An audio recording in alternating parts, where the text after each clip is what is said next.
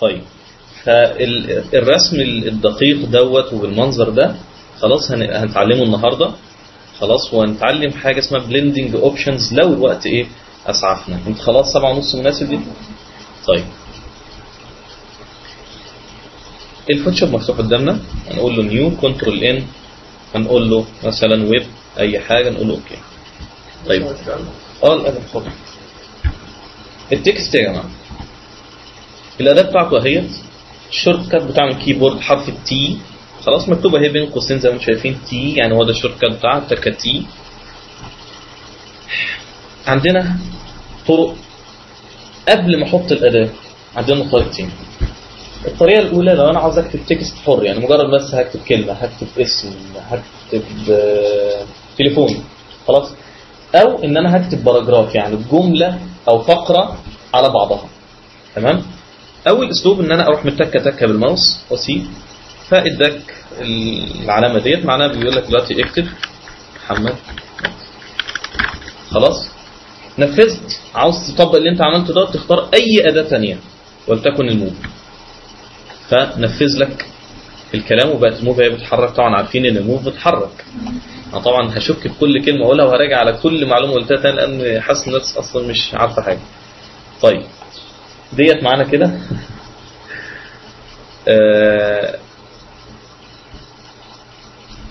الطريقه الوحيده ان انا اعدل في التكست ده اداه التكست.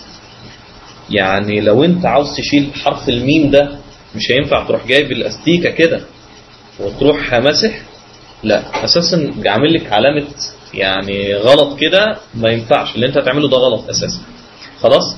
طيب ما ينفعش ارسم بالفرشه حرف مثلا الياء، ما ينفعش. طيب اعمل ايه؟ اروح داخل اداه التكست والتكه تكه جواه يبدا يشتغل معاك وتختار وتحدد وتحذف وتضيف الى اخره زي الوورد. تمام يا جماعه. خلصت بتروح متكه انتر من الكيبورد اللي هي في عندنا 2 انتر في الكيبورد عارفينهم، انتر على اليمين خالص جنب الارقام وانتر في النص كده اللي هي فوق الكنترول والشيفت. فبتك على الكنترول اللي هي الاخيره اللي هي على اليمين، فنتيجتها ان هي بتثبت لك التكست ده، او كنترول انتر العاديه. اصلا اللابتوب زي ما انتم شايفين ما فيهوش ايه الانتر الثانيه، فبدلها كنترول انتر عاديه خلاص. طيب لو انا عاوز انزل سطر ممكن طبعا اند اروح لاخر السطر، هوم اروح لاول السطر، انتر ينزل لك سطر جديد تبدا تكتب. طبعا هي الكتابه لازقه ببعضها عشان خصائص معينه هعرفها لكم دلوقتي. تعالوا بسرعه بس، يعني مش مهم تعرفوا انا بعمل ايه دلوقتي، بس هظبط كل حاجه عشان ايه تبقى مظبوط. المهم ده الطبيعي، يعني لما هنزل سطر تي اند انتر ديليت الكلام ده، انزل واكتب اللي انا عاوزه، انتر اكتب اللي انا عاوزه، خلصت كنترول انتر ينفذ الكلام ده ويقفله بحيث احركه مثلا واوديه في اي حته انا عاوزه. نمسك الكلام ده ونشيله. تعالوا نكتب مثلا محمد مجدي الدومين، انتر اقول له مصمم جرافيك، انتر اقول له مهندس كمبيوتر مثلا. طيب المحاذاه المعروفه اللي احنا في الوورد، انا بقول الكلام دلوقتي في الوورد، لو انا كنترول اي حددت الكل ممكن اقول له محاذاه لليمين. بصوا بقى هنا في الاوبشن بار ده كل حاجه تتعلق بالتكست هنلاقيها في الاوبشن بار ده، يمين شمال في النص. تمام. وده اتجاه الكتابه من اليمين للشمال او من الشمال لليمين. احنا بنكتب عربي دلوقتي بيبقى من اليمين للشمال، لو بنكتب انجليزي تبقى من الشمال لليمين. حجم النص كذا، ممكن اكتب قيمه معينه بايدي، او اروح شايفين حرف التي ده بيطلع عليه اول ما بقف عليه سهمين كده يمين وشمال، اكبر واصغر. مفهوم يا جماعه؟ يبقى اما اسحب او ان انا ادخل القيمه على طول هنا، او افتح القائمه دي يظهر لك احجام جاهزه على طول 24 48، او اكبر واصغر زي ما انا عاوز. مفهوم؟ طيب ده نوع الخط. افتح القائمه ديت هتلاقي ان البرنامج انا منزل خطوط كتيره جدا، دي مجموعه الخطوط الانجليزي. هتلاقي عامل لك بعد كده يا نهار ابيض كده كله خط بعد الخطوط العربي، نديك عينه منها عشان نشوفيها قبل ما تنفذيها. لو قلت له كده ده خط حلو جدا، ممكن في خط كمان بحبه اللي هو ده مثلا. خلاص. طيب ممكن انا عاوز ابدل اغير اشوف خطوط كتير، يعني مش هفضل بقى افتح القائمه واختار ده واجرب هو ده، لا مش هو. طب لا، يبقى تكه فوق وتحت بالماوس يغير لك الخط وتشوفيه على طول قدامك، بحيث اللي تختار عليه خلاص كنترول انتر ينفذ الكلام ده كله، او اتك على اداه الايه الموف. خلاص امسك التكست تاني. طيب لو انا مثلا مختار نوع اللي هو اسمه، ممكن على فكره اكتب الخط في خط اسمه كهوم، مجرد ما اكتب اول حروف منه يجيب لك الايه الخط.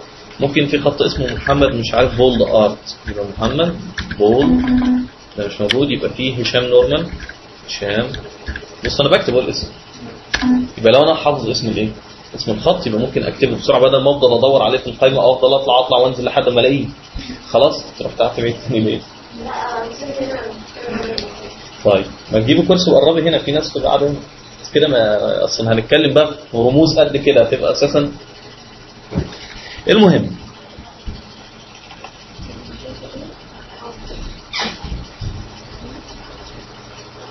خليها بقى تقعد في طيب المهم تعالوا نكمل في الخصائص اللي عندنا. في هنا حاجة كده، حاجة اسمها كريسب ونان وشارب وسترونج وسموث. خلاص في الغالب بنختار سموث. دي بتعمل ايه؟ بصوا لو انا مكبر كده واف عشان اشوف النظام بتاعي، لو اخترت نان بص الخط خربش ازاي. لو اختار ايه شايفينها؟ مش شايفينها؟ بعيدة خالص. طيب بص اكبر كده الخط، كنترول ايه كنترول شيفت حرف ازاي من الكيبورد او الواو جنب بعض يكبر ويصغر الايه الخط. كنترول شيفت زين يعني والواو، هو اساسا في الانجليزي اكبر منه واصغر منه. المهم شايفين كده في خربشه في الخط ولا لا؟ خلاص. لكن لو قلت له سموث خدتوا بالكم من الفرق.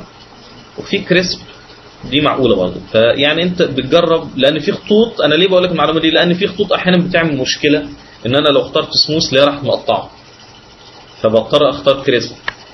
خلاص بس فدي المعلومه اللي تعرفها. لكن نان دي ما تاخدهاش خالص لان بتخربش على طول الايه الخط بتاعك، فانت بتختار كريسب او سموث. ده ايه الطبيعي بتاعنا. مفهوم يا جماعه؟ طيب كنترول ايه قلنا الشورت كات بتاع التصدير ايه؟ كنترول شيفت اصغر من مثلا، او ان انا على طول ادخل قيمه عشان ما افضلش اتعب نفسي مثلا 40.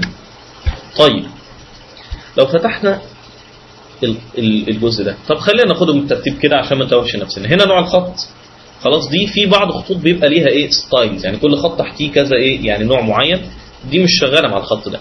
المهم ده حجم الخط بتاعي، ده قلنا الكريسب او السموث ده اللي بنختارهم. خلاص بعد كده محاذاه يمين شمال، هنا الكتابه من اليمين للشمال او من الشمال لليمين. هنا اللون الكتابه وليكن مثلا ازرق، طبعا زي ما احنا شايفين بيتغير هو اوتوماتيك على طول. خلاص عجبك اللون اقول له اوكي، وده اللون اللي كان الحالي وده اللون الجديد عشان تشوف الفرق بينهم، اقول له خلاص اوكي. ممكن جدا مش دلوقتي. الاداه ديت اداه لذيذه قوي، كريت وار تكست، لو اتكيت عليها خلاص. تعالوا نخلينا كنسل كده، اخد سطر واحد بس عشان يوضح لكم الاداه بتعمل ايه. كده اقول الاداه كده تكست ديت بيقول لك الستايل اللي انت عاوزاه ايه. شايفين دي اشكال بيشكل الكلمه عليها. ارك بص عامل الكلمه ازاي. خلاص طبعا كل واحده هتختاروها هتلاقي تحتها مجموعه من الخصائص. هوريزونتال يعني افقيا، ففعلا عمل قوس افقي، ممكن راسي كده. طيب هنا ازود الكيرف بتاع الايه اللي تحت او لفوق، يبقى هنا ممكن لو بعمل دايره لوجو مثلا وعاوز اكتب تحتيها الشعار مثلا بتاعها، فاهمين؟ العمليه بدات تخش في الجد اهو. طيب بعد كده ده هوريزونتال ديستورشن، دي مش حلوه يعني. بص بيعمل ايه، او كده العكس. طبعا ده مش محبذ يعني، بس في يعني المعلومات دي كلها ممكن واحد هي تطق في دماغه ان يعمل حاجه زي كده. المهم فيرتيكال ديستورشن العكس يعني بصوا مفهوم الى اخره. يبقى دي كلها انواع عندنا. كنسل كده افتحها تاني عشان بص في نوع كده في نوع كده. دي كلها انواع عندنا، تزود او تقلل تحت او لفوق. في حاجات بقى غريبة وعجيبة. في فلاج دي حلوة قوي ماشي. في تويست كده بعض العملية خالص. المهم دي كلها انواع انتوا ممكن ايه تتحكموا فيها. نعم منفصل؟ لا هو دي انواعهم اديها لك تشتغلي بيها خلاص. طيب هنقول اوكي وخلاص كده. طبعا مش عارف الكلام ده. ارجع بالايه كنترول الت زد. تمام. طبعا رجع ل شيل كده. المهم نغيره باللون ده مثلا الت باك سبيس خلاص. المهم اداة التكست التكه هنا خلاص بيظهر لك ده. دي حته جديده في السي اس 3 اما التك من هنا او من هنا. تفتح لك دي ممكن كده تصغريها كده تكبريها ثاني بحيث قريبه منك على طول تختاري وتغيري. الكاركتر ديت هنبدا نعدل في الحروف بتاع النص بتاعنا. ازاي؟ راح فين ده؟ ايه ده؟ شويه الحاجات اللي كانت فوق على فكره اترصت هنا تاني. نوع الخط الحجم خلاص. لكن بقى نركز على حاجات جديده بقى. ديت ليدنج ديت الفرق او المسافه بين السطور. لو انا عندي كده تاني نعمل كنترول الت زد عشان يجيب لنا السطور دي تاني. كنترول ايه اصغر. قلنا اتك على الحرف ده واسحب او احط القيمه كده مثلا. عندنا هنا قلنا ايه دي المسافه بين السطور. هنا اوتو يعني على حسب الحجم والخط ونوع الخط يبدا ايه يظبط المسافات اللي بينهم بحيث ولا حاجه تخش ببعض ولا ايه حاجه تبعد بعض عن بعض قوي. او ان انا اقول له قيم معينه. بص دول دخلوا بعض ازاي 9 30 72 بعدوا عن بعض قوي خلاص. او احط القيمه اللي انا عاوزها بايدي او اقول له اوتو يعني زي ما الفونت وحجمه وكده انت ظبط نفسك. طيب بعد كده عندنا ستريتشنج للايه للفونت نفسه. بصوا يبقى ده بيعمل ستريتشنج بالمسافات اللي بين الايه اللي بين الحروف.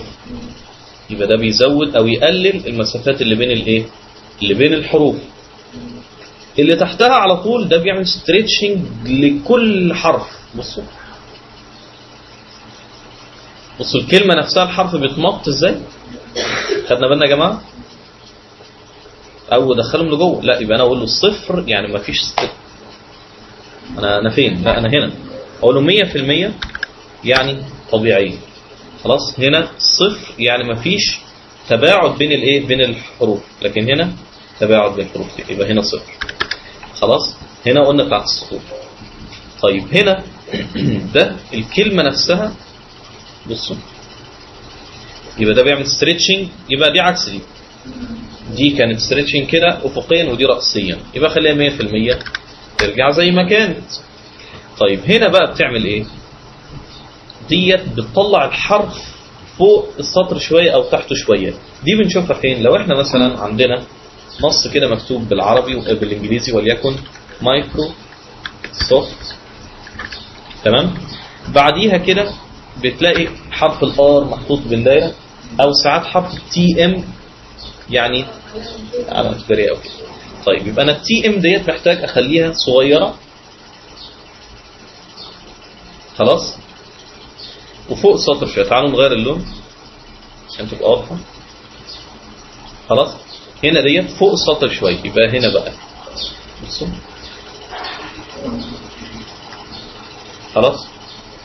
ممكن تحت امسكها مثلا. ممكن احط قيم يعني السالب مثلا 2 او السالب 10 تمام. او ان انا اسحب زي ما خلاص يا جماعه.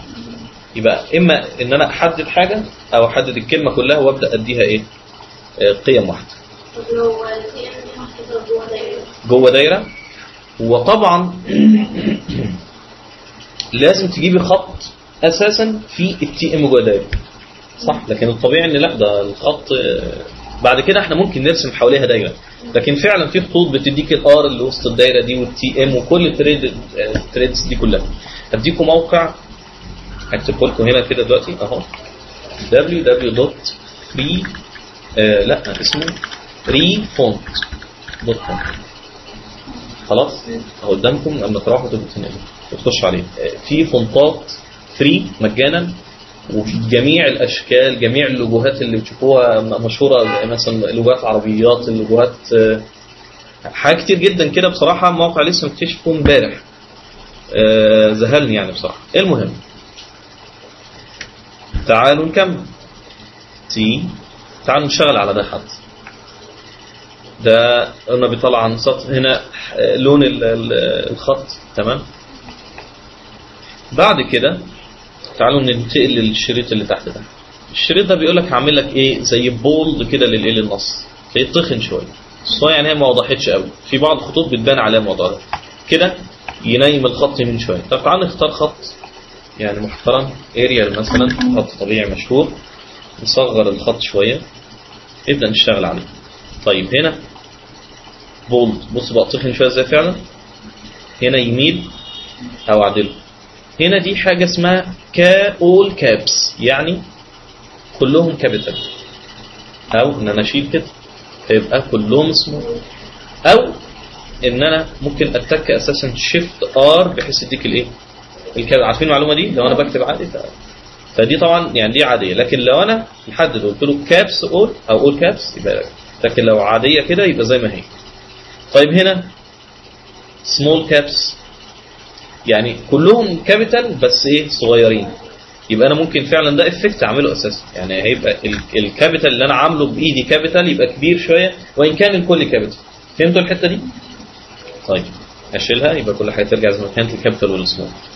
طيب بعد كده ديت، فاكرين التي ام لما طلعناها؟ بص كده اكتب تي ام، بص اما هتك على دي راحت مصغراها ومطلعها، يبقى معموله عشان كده.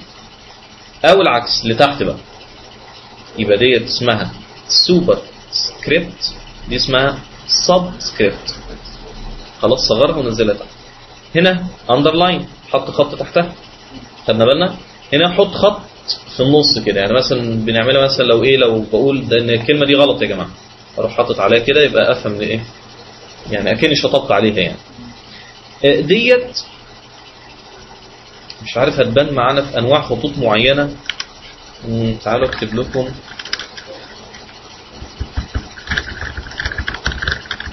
لو احنا واخدين فونت اللي اسمه محمد بولد، يا رب يكون موجود. شايفين الخط ده كده؟ شايفين لو شلنا دي مفيش حاجه حصلت. طيب لو انا كاتب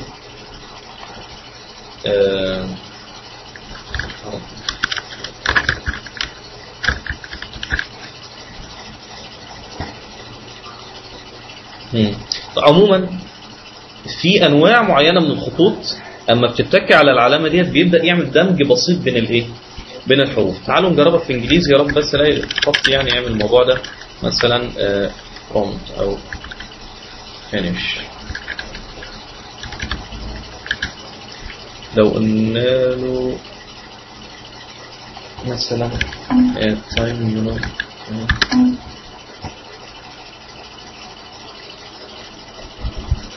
مش عارف بقى انواع الخطوط اللي بتمشي مع الموضوع ده ايه، بس زي ما قلت لكم يعني بيعمل زي دمج كده لذيذ، حركه لذيذه في الحروف بتبقى كويسه. يعني مثلا اليه تلاقي مثلا بدل ما هي يه كده،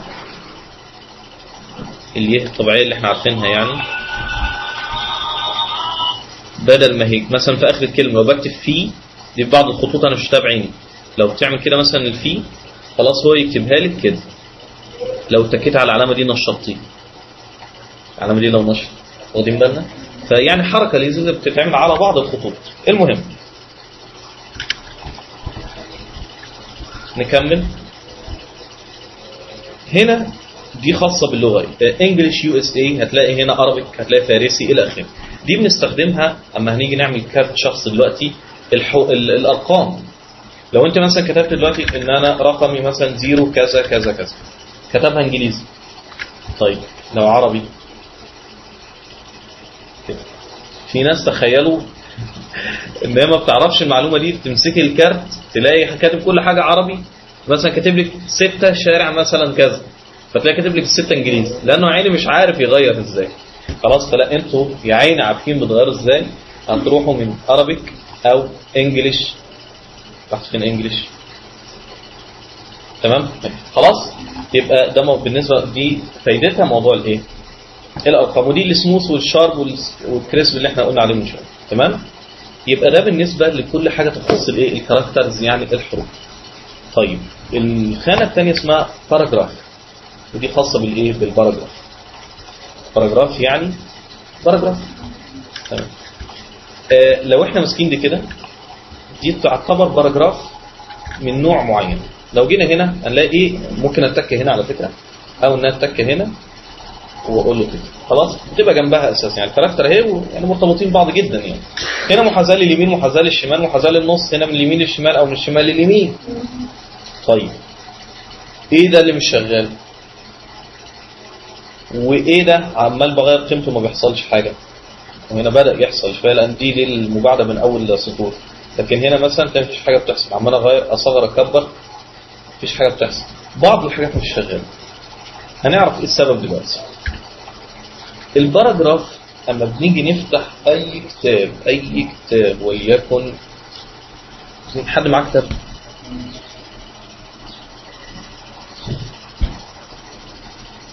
للاسف الكتاب مش هيطلع لكم على الشاشه، فاقول لكم بايدي. طب بص ايه ده؟ لو بصينا هنا كده، بصوا منتهي فين؟ كل منتهي هنا، مش منتهي هنا. يعني لو احنا بنكتب عادي تلاقي بقى واحده هنا وواحده هنا وواحده، لكن ده بيعمل حاجه اسمها justification. justification يعني بيخلي لك النهايات كلها فين؟ واحده. طبعا حته هنا يعني ما بيقدرش يمطها قوي، لان تخيلوا السطر ده عشان يمط هيكبر يكبر يكبر، هيبقى شكلها بايخ، وان كان ممكنه طبعا. خلاص. الحاجه الثانيه بيسيب قد ايه من هنا وقد ايه من هنا. لاحظتم ان الفرق بين السطور ده غير الفرق اللي بين الباراجراف. خلاص. لاحظتم ان بعض الباراجرافز اما بتيجي تبدا بيروح سايب قد سنتي كده قبل الكلمه. خلاص، الكلام ده كله هنعمله دلوقتي. خلاص، يبقى الاصل ان احنا عايزين نخلي كل حاجه هنا، والمسافات بين الفقرات مختلفه عن المسافات اللي بين السطور، وان اول سطر بادئ بيسيب قد سنتي. ده متعارف عليه يعني في موضوع الكتاب. شكرا. طيب الكلام ده بقى ما بيتحققش بالطريقه اللي احنا قلنا عليها، ان احنا بنتك تكه ونكتب. خلاص. بيتحقق ازاي؟ الاوبشنز اللي كانت مختفيه دي تظهر ازاي؟ اما نروح ساحبين تكين من التكه كده وساحبين.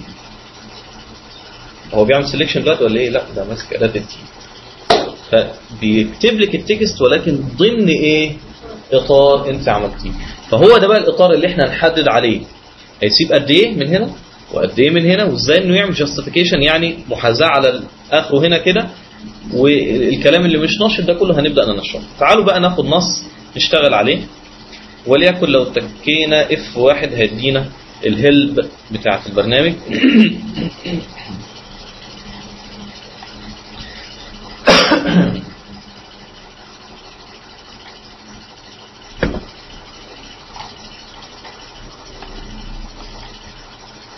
انا واخدها ليه اساسا؟ عشان بس اخد اي نص، اقول له كوبي، اقفله شكرا، واجي هنا في النص بتاعي فاضي خالص، اتك اداه التي.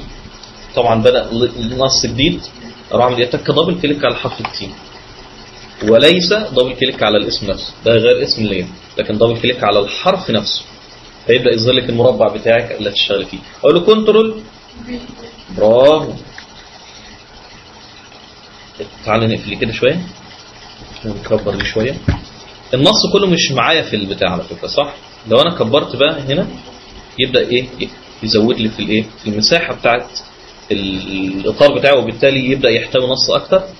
اتك كنترول اي يعني احدد كله، وكنترول شيفت اصغر من بحيث يصغر النص، او اكبر من بحيث يكبر، اللي هو قلنا حرف الزين والواو في الكيبورد.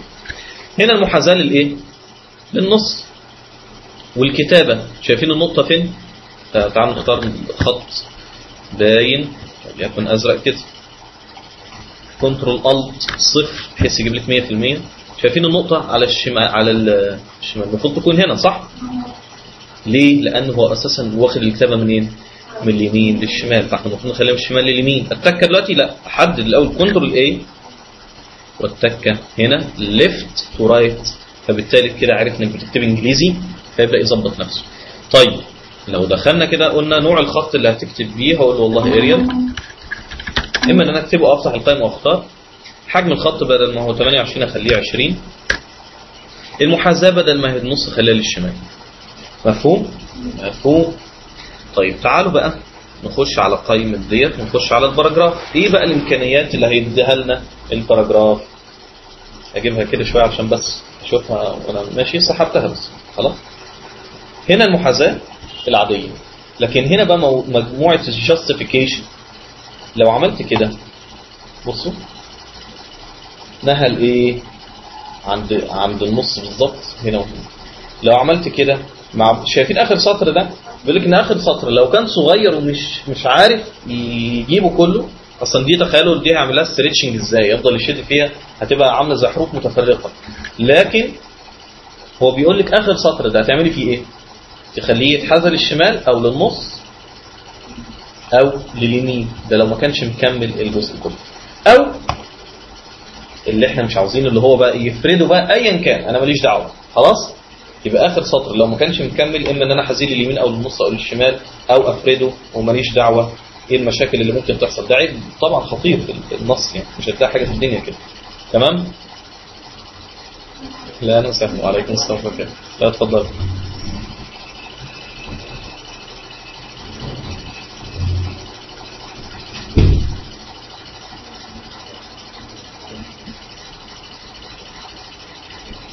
لا ورا مش هينفع. انت ممكن تجيب كرسي هنا كده، ولو دول جم كده سنه ودول سنه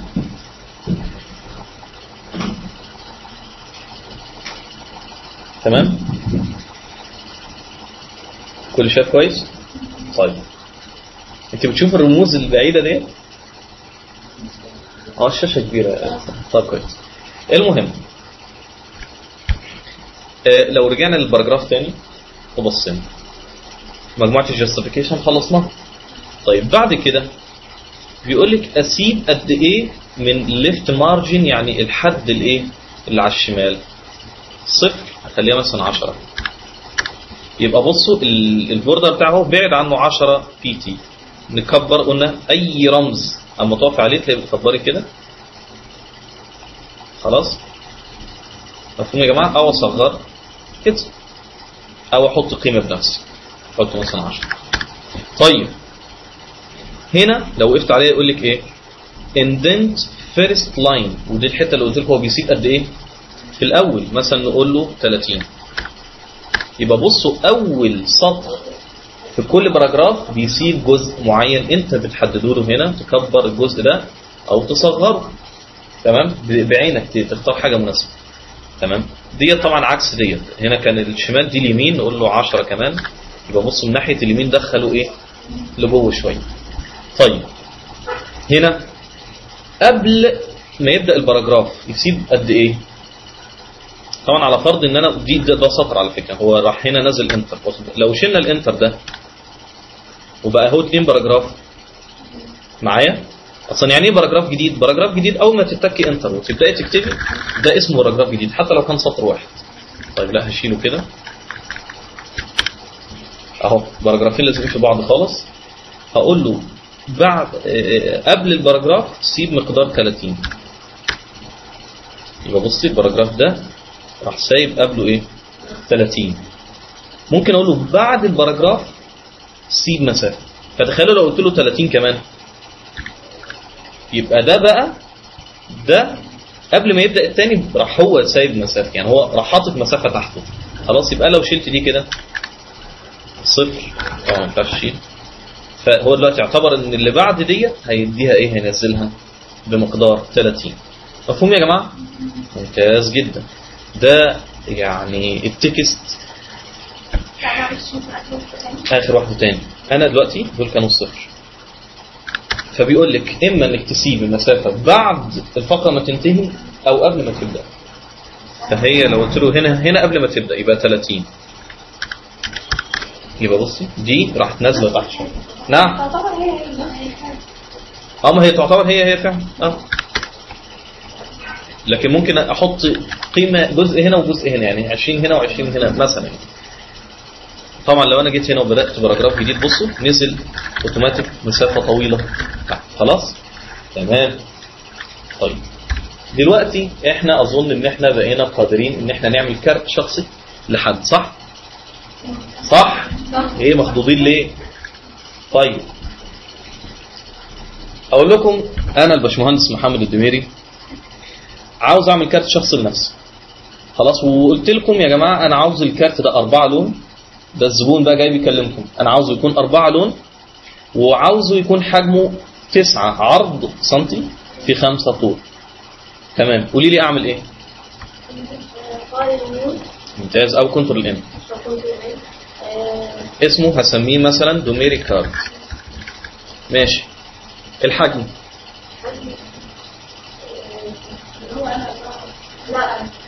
ايه؟ طيب اكتب 9. لا اصلا الانترناشونال بيبر ما فيهاش الكارت 9 في 5، واخد بالك؟ فانت كده لازم ادخلي القيم بايدك. خلاص طيب اكتب هنا 9 وهنا ايه؟ 5. ماشي. ها ايه تاني؟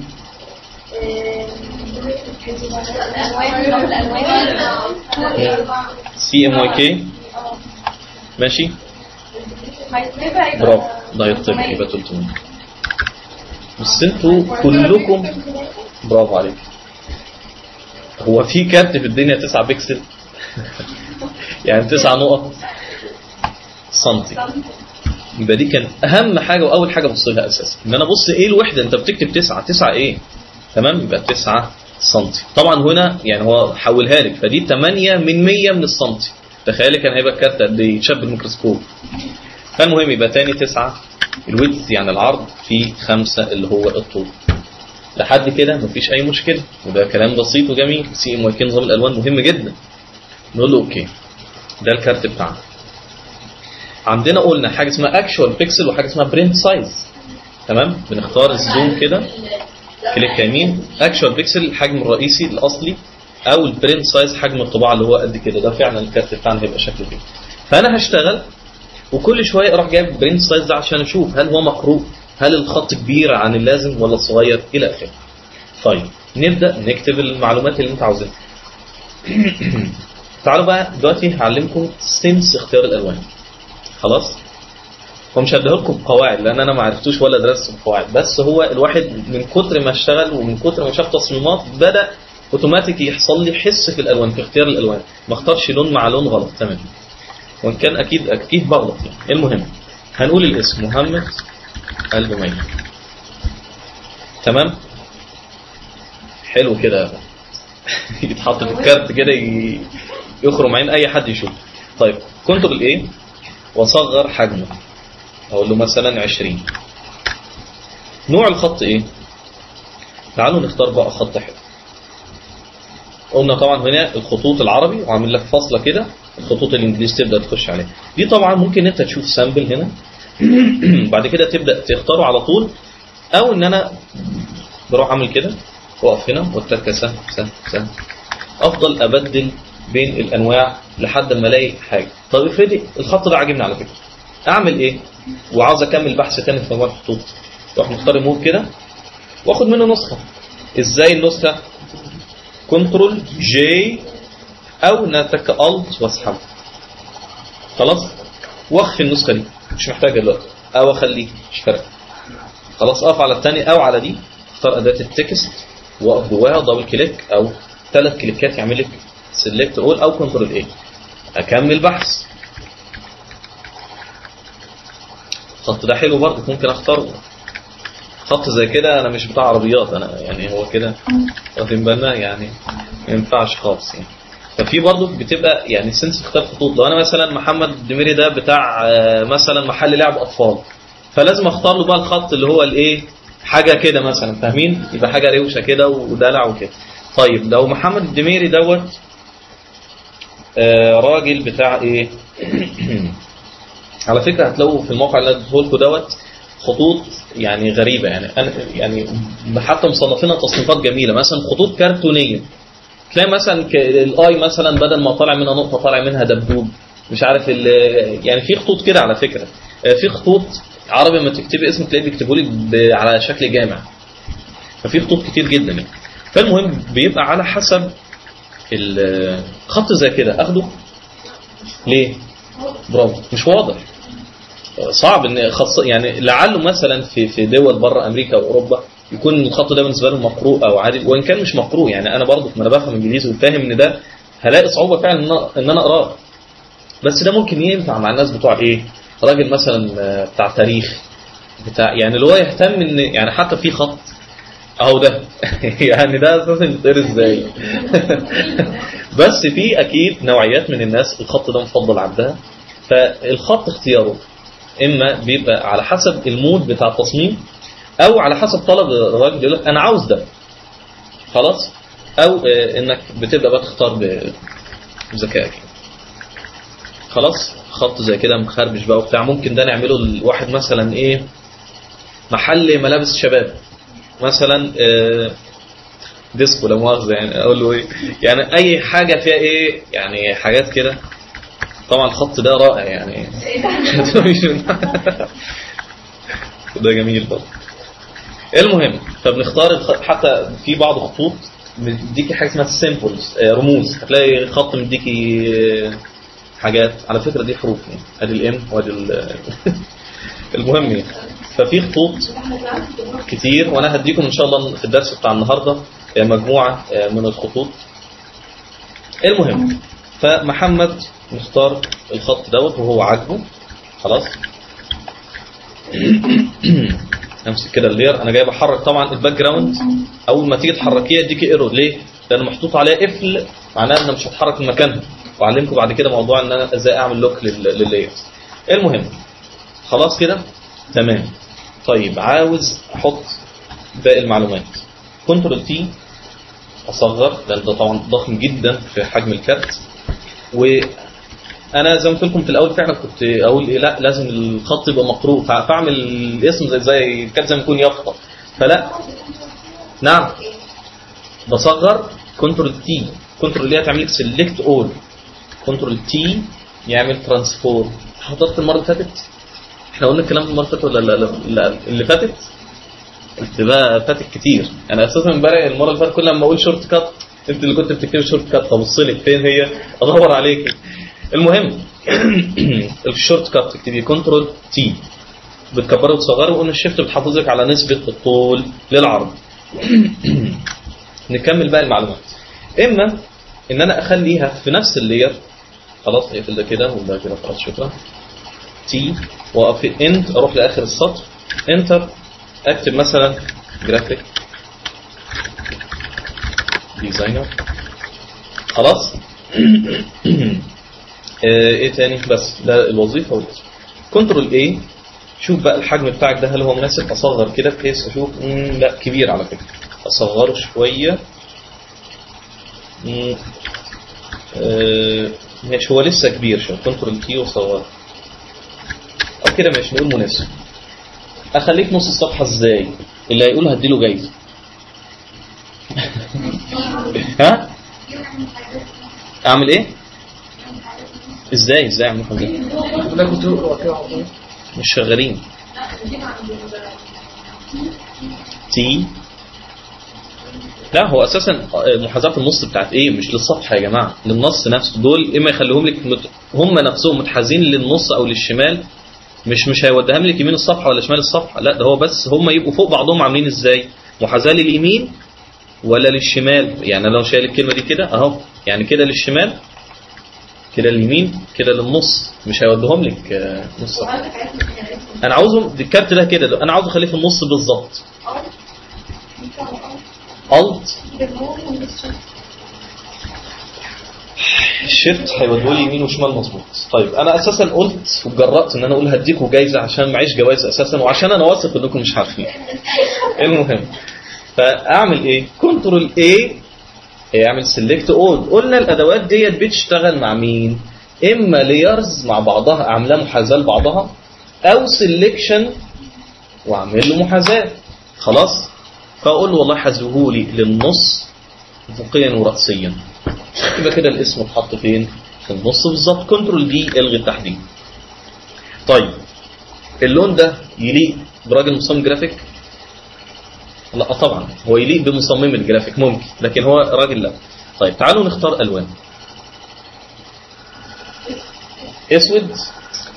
الاسود تقليدي قوي، يعني هو حلو على فكرة، يعني حلو احيانا مع بعض الخطوط خاصة لو كانت رفيعة، بل هو هيبقى افضل اختيار. الخطوط الغامقة كل ما الخط كان رفيع كل ما تختاري له لون غامق عشان يبان. تمام. في الوان كتير، يعني من كل لون ممكن اختار درجة حلوة. يعني الاحمر خالص ده ممكن اختار منه ايه الدرجة الحلوة؟ ممكن اللي هو القاتم قوي ده لون محترم على فكرة. لو هنا كده اللون البنفسجي الغامق قوي برضه، الدرجة دي من الازرق حلوة. بحب انا الدرجة دي جدا من اللون الازرق. خلاص، وحتى تلاقوها في يعني في تصميمات عالمية كتير. خلاص. الاخضر يعني ما اظنش، يعني بنستخدمه احيانا في عمل اللوجوهات، بناخد الدرجة الفاتحة قوي منه دي، حتى هنبقى هوريكم لوجوهات كتير وكده. لو جينا على الاصفر ممكن ناخد منه الدرجة دي، بس لو يعني ممكن نختارها. بصوا طبعا الت املا الخلفية ممكن تكون ايه تناسب اللون ده. اروح مختار الباك جراوند كلر واختار ده، فاخده لي معايا اهو. اخد درجة بقى اللي هي ايه دي، تبقى في الباك جراوند. ايوه كده الموضوع يبدأ يكون مناسب شوية، يعني ناخد اللون ودرجة قريبة منه. طيب كنترول الت زد كنترول الت، نختار اللون او الدرجة اللي انا قلت بحبها كده مثلا، والت واملا اللون دوت. طيب جرافيك ديزاينر كبيرة عن الاسم هو اهم حاجة عندي في الكارت. خلاص، تي دبل كليك احدد لك كده، اختار مثلا بدل ما هي 9 اخليها 7. كويس. طيب قريبة قوي من جرافيك ديزاين، انزلها تحت شوية ازاي؟ احددها ونخش هنا ونروح هنا. لا ده ديت نزلها عن السطر نفسه. نروح فين هنا. مش دي فقرة؟ ما هي دي فقرة يا جماعة. انا ممكن ازود اهو اللي قبلها اقول له 10، بس لا ممكن حاجة تانية. قلنا ديت اساسا ايه؟ المحاذاة بين السطور. فبدل ما هي اوتو ازودها اخليها 24، لا كتير او 24 خليها 12 كده مناسب. عينك هي الحكم، وعينك هتتظبط زي ما قلنا من كتر المشاهدة الكتير، ومن كتر ما ايدك بتشتغل، ومن كتر ما اعمالك هتنتقد واقول لك لا ده وحش، اقول لك اللون ده ما ينفعش. خلاص. اللون ده ما ينفعش بقى كل حاجة هو لون واحد واختار بيه الكارت، لا ابدا الون، اختار دول كده ومن اللون واقول له والله الفوتوشوب عمل لك حركه لذيذه قوي. فاكرين في الوورد لو انتم محددين كده وبتحددوا اللون ما بيلغيش بتاع السوداء اللي عليها دي، فمش قادره تحكمي على اللون، لا ده يخفي لك بس السلكشن ده دلوقتي. ابدا يلا اختار اللون اللي انت عاوزه. اللون الرمادي من الالوان المحترمه جدا في التصميم. خلاص، واما اوريكم تصميمات كتير هنبدا نعرف المعلومه دي. اللون البرتقالي ممكن الدرجه دي بالتحديد منه. خلاص، احيانا برضو بتنفع. هو اللي انا اعرفه ان في قواعد بيدرسوها مثلا بتوع فنون جميله او فنون تطبيقيه فعلا، ايه الالوان اللي تمشي مع بعض. اتفضل. ايه الالوان اللي ممكن تمشي مع بعض، حتى بيدرسوها دراسه يعني. فعموما انا بالوقت عرفنا ان الالوان دي بتليق مع بعضها شويه. المهم نقول له اوكي، اختار اي اداه، يبقى كده انا نفذت الايه الحجم واللون بتاعي. طيب زي ما انتم شايفين انا كاتب كل الحروف كابيتال، ده محبذ في الاسم. لكن مصيبة لو انا رحت شايل الكابس ديت بقت سمول، دي كارثه. خلاص اقل ما فيها ان انا اروح عامل ان اول حرف يبقى كابيتال. خلاص شيفت طبعا والحرف. خلاص يا جماعه. طيب يبقى اما كده او ان انا اخليها كابس فوق. طيب بعد كده ايه اللي ممكن احطه تاني؟ العنوان والايميل عنوان لا ما حدش بيحط عنوان دلوقتي. طيب اخد اداه التكست تك هنا كده واقول له والله مثلا اي ميل علامتين. طب ليه وديها على الشمال؟ عشان احنا بنكتب اتفضل من اليمين الشمال، يبقى خليها بالشمال، يبقى كنترول اي ومن الشمال لليمين. طيب انت ناخد مسافه ونكتب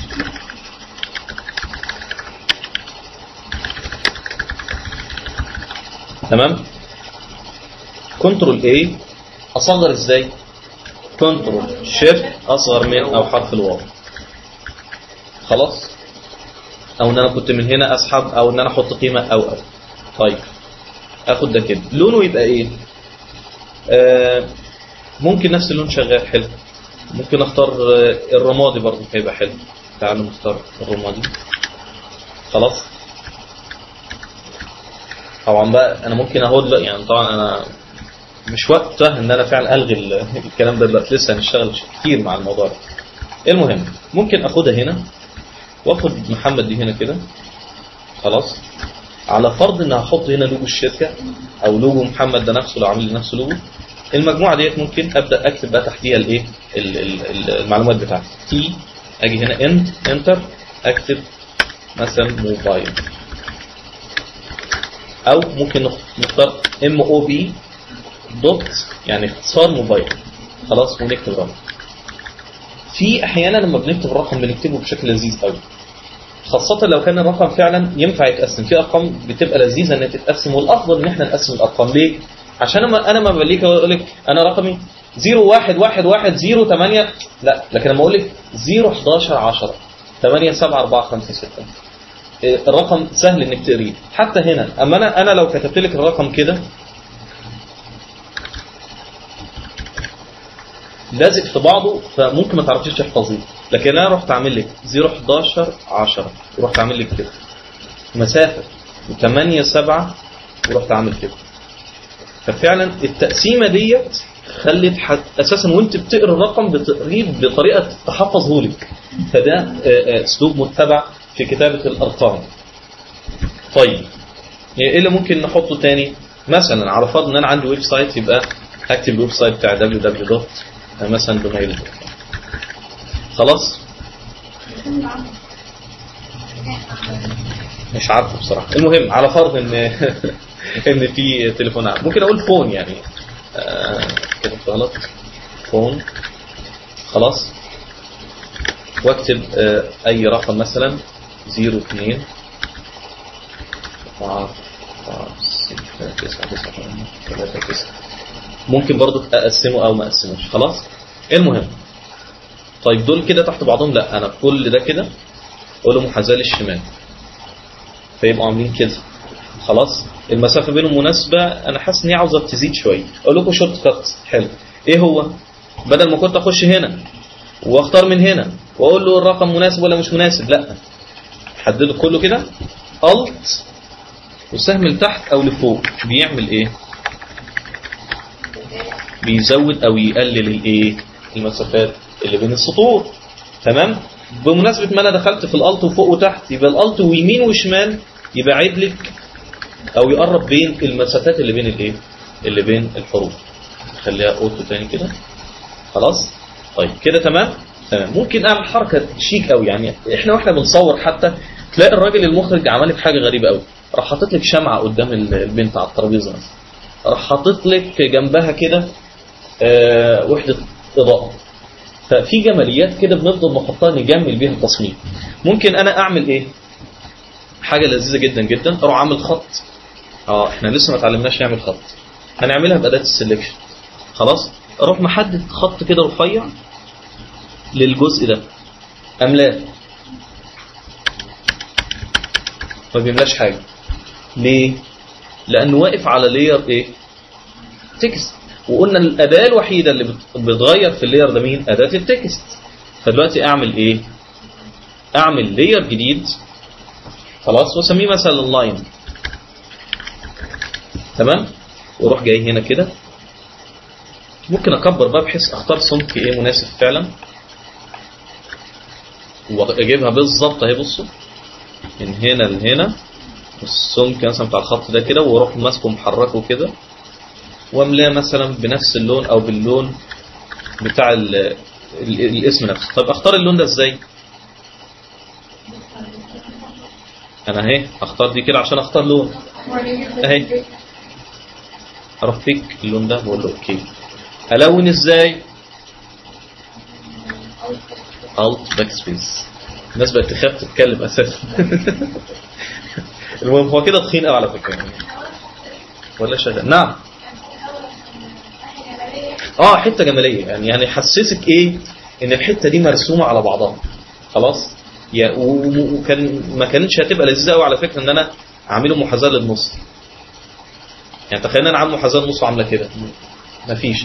بعد كده مع الوقت هتحس بقى بالكلام ده، وتحس ان ازاي ان التصميم موزون ودي في مكانها المظبوط وما الى ذلك. الخط ده عملته بالظبط على قدها، ولا عملته ولا اطول منها ولا اصغر منها. طيب ممكن نعمل ايه تاني؟ تعالوا نعمل حركه لذيذه قوي بالادوات اللي احنا خدناها. فوق الباك جراوند كده اروح عامل لاير وارسم باداه البوليجونال لاس تول نقطه هنا كده، شيفت كده 45 درجه كده كده خلاص. اطلع فوق اختار مثلا ممكن كده ممكن كده، اقفل بقى قفله صح عشان يبقى هو ده الجزء اللي هيتملي فعلا. املى باللون ده، يبقى انا عملت تأثير بالشكل ده خلاص. ممكن كنت اعمل الشكل ده واعكسه فوقيه، يعني ممكن برضه بحركه، بس دي ممكن برضه حركه مقبوله يعني. عاوز اقول ايه تاني؟ معلومه مهمه جدا، معلومه مهمه جدا يا جماعه. في الطباعه احيانا المكنه اللي احنا بنطبع بيها لو كانت مثلا قديمه او مش كويسه او فيها مشكله او حصل خطا اثناء الطباعه، يروح قاطع لك جزء من الكارت. فتخيلوا لو انا الكتابه بتاعتي هنا كده على الكارت بالظبط، يبقى احتمال كبير وده بيحصل ان هتلاقي الام دي راحت مقطوعه، جزء منها اتقطع. فانا اعمل حسابي قاعده بقى ان انا الكتابات بتاعتي تبقى جوه على الاقل بنص سنتي خلاص، على الاقل بنص سنتي. انا دلوقتي جايبها بعيني، لكن هعلمكم بعد كده ازاي نرسم جايدز وايه ونحدد التصميم ايه بتاعه. طيب ممكن نضيف ايه تاني؟ لوجو مثلا، لو عنده لوجو خلاص ممكن نحطه في المكان ده هيبقى مناسب جدا ليه. او لو اللوجو كبير شويه يبقى احنا ممكن نجيب ده كده، بصوا يبقى فوق ده كده بالظبط متوازي مع دي خلاص، ونروح حاطين اللوجو بتاع الشركه الكبيره هنا كده. وده اللي في الغالب بيحصل. يعني لو انا عندي اللوجو بتاع نبأ دلوقتي، عندي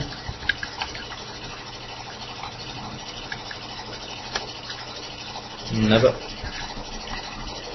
اهو، السنه شيفتنج كالتشر ديت عينيا بتقول ان هي غلط كلمه شيفتنج كالتشر دي. تحس كده طب انت بص، احنا هنتعود بعد كده كل حاجه نحذيها يا اما على الشمال يا اما في النص يا اما نفردها. فدي ولا هتحس ان هي جايه في النص، ولا يعني هي لعلها فعلا هي في النص بالظبط، بس تكوين الكلمه مش محسسني ان هي في النص، لان الان منفصله منفصل الى اخره. فانا اعمل ايه؟ التكه تي طبعا هي طبعا ملغيه، فانا هكتبها من تاني shifting culture تمام. نخليها كابيتال كلها ازاي؟ قلنا بنخش على الادوات ونقول له all caps خلاص. طيب اديتكم شورت كات من شويه ازاي اباعد بين المسافات؟ لا فوق وتحت هيحدد لي تبعد قد ايه عن السطور، لكن اللي يوزع منها يمين وشمال، يبقى يمين يوزع يكبر خلاص، فهو ده اللي انا هعمله دلوقتي. هفضل اكبر، هقفل دي كده عشان ما تخنيش، واجيب دي كده. يبقى انا ممكن فعلا ايه اعمل حاجه زي كده، كنترول تي وكبرت، يبقى عملت حاجه ايه زي كده. وده اسلوب متبع في اللغات عموما، اللي هو بيمط فعلا ان هي تشمل الكلمه ايه كلها. او كان ممكن حل تاني نعرف نحله مع بعض، ان انا اروح جايبه تحت الكتله دي برضه بتمشي. طيب حضرتك لغيت اللي كانت مكتوبه ازاي؟ المكتوبه اكتر اللي كانت مكتوبه ديليت، او كان ممكن اسحبها طبعا على الديليت هنا على السله دي. كنترول الت زد رجعت زي ما انا كنت. طيب امسك ده وكنترول وده بحيث يبقوا معايا خلاص. اف اف اف لحد ما اخرج، واروح جايبها هنا معايا كده، يبقى دي اللوجو. تمام. طبعا الالوان دلوقتي المفروض تختلف، يعني اللوجو فيه احمر، فالمفروض اخد يعني احتراما للوجو اخد جزء منه احمر. وازاي؟ بروح مختار اهو الدرجه بتاعته، كنترول زائد طبعا بكبر واصغر براحتي. الدرجه دي ممكن اختار درجه اغمق منها اللي هي ديت مثلا، واروح مالي بيها مين؟ اللاير ده، صح؟ ازاي؟ الت، برافو، الت شيفت باكسل. ولما يكون لاير مفيش سيلكشن يبقى الشيفت هي ايه؟ تزيد على الشورت كات بتاعي. يبقى هنا حاجه معقوله. المفروض برضو في النص على فكره اللون الازرق ده لايق مع ده برضه، الرمادي شغال يعني الى اخره. فاحنا كده بصوا الكلمه دي كده انا عاوزها تكون بالظبط ماشيه مع دي. يعني انا لو كنت ركبت كنترول ار هيديني مسطره، المسطره دي ممكن اسحب منها جايد كده وجايد كمان كده. هعلمكم الموضوع ده بعد كده. اوتوماتيك عيني اساسا جابتها وحطيت حسيتني مظبوط، لكن مش حاسس ومش متاكد اروح جايب جايدز واشوف انا فين. نخلي بصوا ديت تحس ان التصميم بتاعي موزون. خلاص يا جماعه؟ تمام. كنترول اتش الغي الجايد ده. طيب كده الحته دي اتوازت، لكن مع اللوجو حاسس ان هي مش مظبوط. يبقى ممكن اخلي هي واللوجو ايه على خط واحد. يبقى ازاي؟ طبعا ده لاير وشيفتنج كلتشر لاير، خليهم ازاي لاير واحد؟ ادمجهم في بعض ازاي؟ ادمجهم في بعض ازاي يبقوا لاير واحد؟ ميرج لاير ازاي؟ برافو، كنترول اي. بص دول هيبقوا لاير واحد دلوقتي اهو. طيب انت دلوقتي عاوز تحافظ على ان يبقى معاك اللوجو والكلمه ممكن تغير في لونهم بعد كده، في لون الكلمه تتحكم فيها الى اخره. خلاص يبقى كنترول جي جروب خلاص، وهسميها ايه؟ لوجو. مفهوم؟ طيب وده محمد ميري معايا خلاص اهي. روح ماسك دي كنترول دي بحيث ايه؟ ادوات المحاذاه تشتغل، واقول له خليهم لي على سطر واحد افقيا. ده انا كده التصميم بتاعي موزون بشكل جميل. المفروض المسافه من هنا لهنا تكون قد اللي من هنا لهنا. نعمل ازاي الموضوع ده؟ اللي هيقول لي هديله جايزه. ها انا كده صح، حسستكم ان هي صعبه. هي ولا صعبه ولا حاجه خالص. اللي هي ايه؟ دي منزلها. طيب انت ايش ضمانك ان هي بالظبط اللي هنا هيبقى قد اللي هنا؟ عينك الحته دي اكبر. الحته اللي تحت اكبر على فكره من فوق.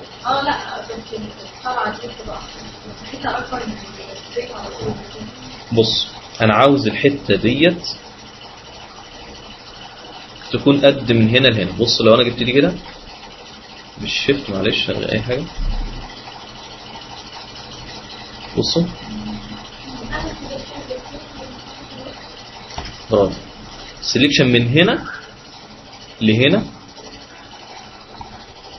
تمام. مش دي الحته اللي انت عاوز توازيها لنصها؟ طيب اقول لك خد اللوجو وخد محمد الدميري وبأداة الموف عشان يبداوا يشتغلوا. حازم للنص. ايه اللي حصل؟ ده في لوجو كوبي مش عارف جه منين ده. ديليت كده. هم كده خلاص معايا. ايه ده؟ هو بيعمل ايه ده؟ انا عملت كنترول جي امتى؟ ايه اللي حصل؟ معلش انا عملت دوبليكيت وانا مش حاسس. المهم كده دول مظبوطين. لا اللوجو ومحمد الدميري تمام. خلاص اداه الموف امسكها واقول له هنا ايه؟ بالظبط. يبقى انا كده ضامن ان التصميم بتاعي شوفيه كده تحس انه مظبوط. الايه؟ اللوجو انا لو بعته انا هحاول اجيبه، تخيل يكون مع ايه؟ مع دي كده، مع الحته دي. يبقى ايه؟ بصي، يبقى منتهي مع الطلعه دي. يبقى انا كده حسس ان الكارت بتاعي ايه؟ موزون. في كروت تشوفيها اجارك الله تلاقي الحاجات كده تحس فعلا عكاشة فراخ، يعني حاجه شنيعه. لكن كده الى حد ما طبعا كل ما نتعلم اكتر وناخد تولز اكتر، ادواتنا والحتت اللي قلنا الديكور اللي بنحطها هتزيد وهتحلو اكتر. المهم نحفظ الكلام ده ازاي؟ كنترول اس تحفظها فين؟ في اي حته. هسميها مثلا دوميري كارد زي ما هي، لان كنت مسمي التصميم قبل ما اشتغل. الامتداد بتاعها ايه؟ بي اس دي. ليه؟ عشان لو حبيت اعدل فيه بعد كده يفتح، اقول له سيف. طيب معلومه بقى سريعه، لو هاخد الكارت دلوقتي حالا واطلع بيه على المطبعه اخده دوت ايه؟ ساعات مثلا احنا شغالين على سي اس 3 خلاص، افرض المطبعه كان فيها سي اس 1 او 2، الملف ده مش هيفتح اصلا. تخيلوا دي مشكله. طب بنعمل ايه؟ نحفظها بامتداد يفتح في اي حته في الدنيا اللي هو اسمه تي اي اف. تي اي اف كنت احفظ ازاي بقى؟ من قائمه لو تكيت كنترول اس تمام محفوظه، الكنترول اس بيحفظ على الحاجات المحفوظه، لكن اقول له سيف از تحفظها باسم ايه؟ برضه دوميري كارد. بس الفرق هنا بقى ايه؟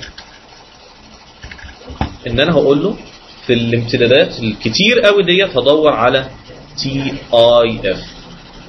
خلاص؟ مش بس كده، هو ايه؟ انا بقول له اوبن. يا نهار ابيض، ايه يا جماعه؟ سيف از، انا قلت له اوبن از.